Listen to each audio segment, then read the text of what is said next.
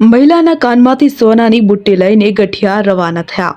ધોળા દિવસે મહિલાના કાનમાંથી સોનાની બુટ્ટી કાઢીને બાઇક પર બેસીને ગઠિયાઓ રવાના થયા છે। તો વિગતે વાત કરીએ તો છોટાઉદેપુરના કસ્બા 4 રસ્તે ભંગારની દુકાનમાં મહિલા સૂતી હતી। દરમિયાન સૂતેલી મહિલાની દુકાન પર અચાનક બે વ્યક્તિ કે જેમાં એક બાઇક ઉપર બેઠો હતો જ્યારે બીજા વ્યક્તિ ભાવ પૂછવા દુકાનમાં ગયો અને દુકાનમાં સૂતેલી મહિલાને સલામ કરી મહિલાને પૂછવામાં આવ્યું કે ભાવ કે ભંગાર શું ભાવે લો છો તેવું કહ્યું હતું અને બાનુ બીબી મોહમ્મદ યુસુફ મકરાણી નામની દુકાનદાર મહિલા વાત કરે પહેલા તો ગઠિયા બુટ્ટી કાનમાંથી ખૂંચવીને ધોળા દિવસે બાઇક ઉપર બેસી રવાના થઈ ગયા। છોટાઉદેપુર કસ્બા 4 રસ્તે આવેલી ભંગારની દુકાનમાં અચાનક મહિલાના કાનમાંથી સોનાની બુટ્ટી કે જે લૂંટીને ગઠિયાઓ ફરાર થઈ ગયા હતા। જ્યારે પોલીસે જાણ કરતા પોલીસ ઘટના સ્થળે પહોંચી હતી ને વધુ કાર્યવાહી હાથ ધરી હતી। સીસીટીવી કેમેરામાં અજાણી વ્યક્તિઓને ઓળખવા ચક્રો ગતિમાન કર્યા।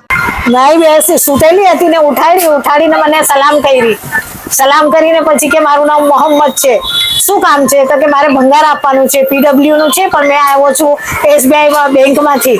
તો આવીને અહીંયા આવીને ખુરશી પર બેસી ગયા તો પછી કે ભંગારનો ભાવ બોલો તો મેં કે મારો છોકરો લે છે, મેં તો પરચુરણ માલ લઉં છું, મારા છોકરાને બોલાવું તો નંબર માર્યો તો નંબર કાપી નાખ્યો।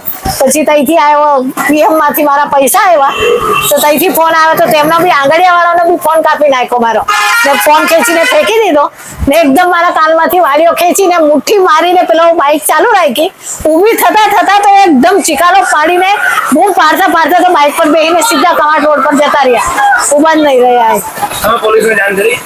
આવ્યા હતા, હા આવ્યા હતા, પોલીસમાંથી આવ્યા હતા। એક આવીને ગયા ને એમ કીધું કે લેખિતમાં તમે આપી દો એમ, કેમેરાનું કામ ચાલુ છે એમ કીધું, કેમેરા ખોલ્યા છે આ મેન રોડના કવાંટ રોડના કેમેરા ચાલુ જ છે। શું નામ છે તમારું? બાનુ બીબી મોહમ્મદ યુસુફ। શકીલ બલોચ, છોટાઉદેપુર।